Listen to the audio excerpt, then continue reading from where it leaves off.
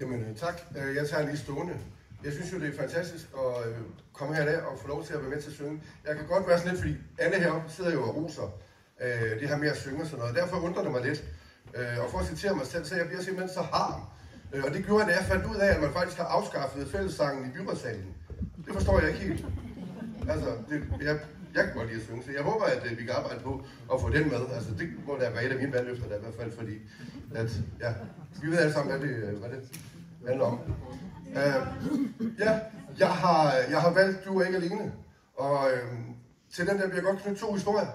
Og de her 2 historier, de hører på en måde sammen. Jeg er opvokset på børnehjem og i plejefamilier, og har oplevet rigtig meget svigt igennem mit liv. Jeg har sgu kæmpe rigtig meget, og derfor glæder jeg mig også at se Morten Pape sidde hernede, som har været en del af min tur til at blive socialpædagog. Og hvorfor blev jeg socialpædagog? Fordi at var der noget, jeg havde som barn og som ung, så var det socialpædagoger. Jamen, altså virkelig, hvad jeg ikke har kaldt de her pædagoger, det er, altså jeg har ikke noget til gode. Men jeg vil godt fortælle jer en lille historie om en pige, som jeg mødte for en del år siden. Monika hed hun. Hende mødte jeg på et tidspunkt i mit liv, hvor jeg havde det rigtig svært, og var indlagt på en psykiatrisk afdeling. Monika var fra Rumænien, var kommet op som 4-5-årig, og havde haft det rigtig, rigtig svært. En aften, der sidder jeg og snakker med hende, og på et tidspunkt, da den her samtale er færdig, kan jeg mærke på mig selv, at jeg bliver nødt til at lige konferere med en sygeplejerske. I det øjeblik, jeg sidder og snakker med en sygeplejerske, der kan jeg høre noget tumult, og lige pludselig, der hører jeg en råbe, vi skal bruge en hjertestarter. Monika var ikke særlig høj, alligevel havde hun formået at vende sin seng op, og så tror jeg ikke, jeg behøver at fortælle mere, hvad der sker. Den episode, det er den, der driver mig hver dag. Det er den episode, der gør, at jeg bliver nødt til at tale. Jeg har været heldig. Jeg har oplevet rigtig mange grimme ting, jeg har oplevet rigtig mange gode ting, men Monika, hun kan ikke tale. Det er en af de grunde til, at jeg har valgt Du er ikke alene. Og hvis du sådan skal følge det lidt over til politikken også, så er det sådan, jeg kigger på det hele. Der er ikke nogen ældre, der skal være alene. Der er ikke nogen unge, der skal være alene. Der er ikke nogen overhovedet, der skal være alene. Så ja, derfor har jeg valgt den her. Tak.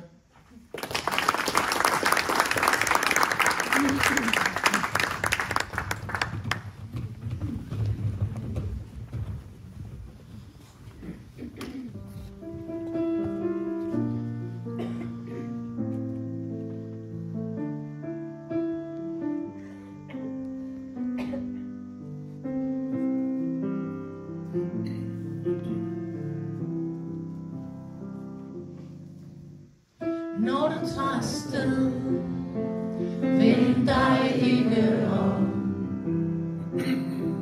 Der er ingen vej tilbage, hvorfra du kom. Alle deres drømme står, dem kan du udenad. Du kender deres mistro og had. Du som intet ved, og dog har fået alt. Du ved så nok det hele, det er dyrt betalt. Hvis der er en sandhed, skrevet stort på hvidt, så er det den, at ingenting er dit. Du er ikke alene, der er en, der følger dig, og helt på det rene. Han har det ligesom dig, som dig.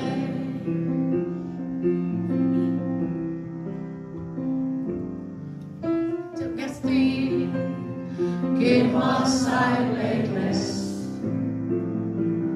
De kunne have fået dit hjerte, de havde ikke plads. For du flyttede med deres grænser, du kommer med deres tår. Men du skal frifindes fra deres lov. Og de, der står så klem, som ejer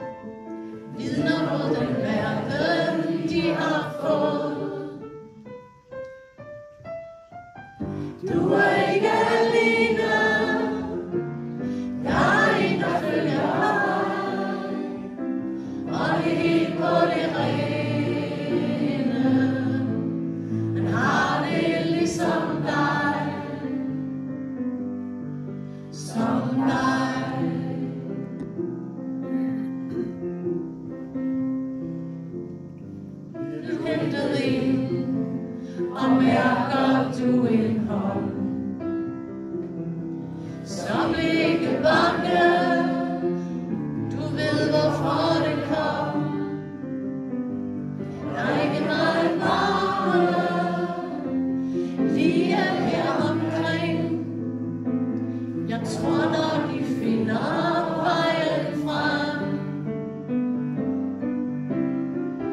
Du er ikke alene, der er en, der følger dig,